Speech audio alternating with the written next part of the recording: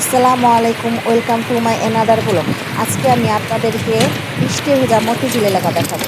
এই যে দেখেন, যেখানে ফল বিক্রি করে বৃষ্টি ভেজা সবাই লাল সবুজ নীল পলিথিন দিয়ে যাচ্ছে। রাস্তাঘাট কেমন কাদা ভরা, এই যে বৃষ্টি পড়ছে,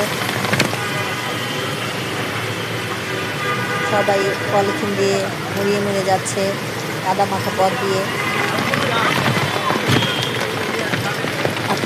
আমি আজকে আপনাদেরকে মতিঝিলের শাপলা চত্বরটা দেখাবো, বৃষ্টি ভেজা শাপলা চত্বর।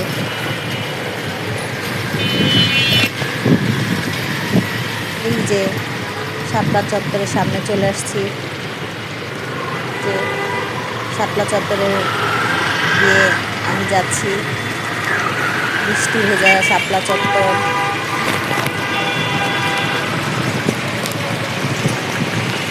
আসসালামু আলাইকুম।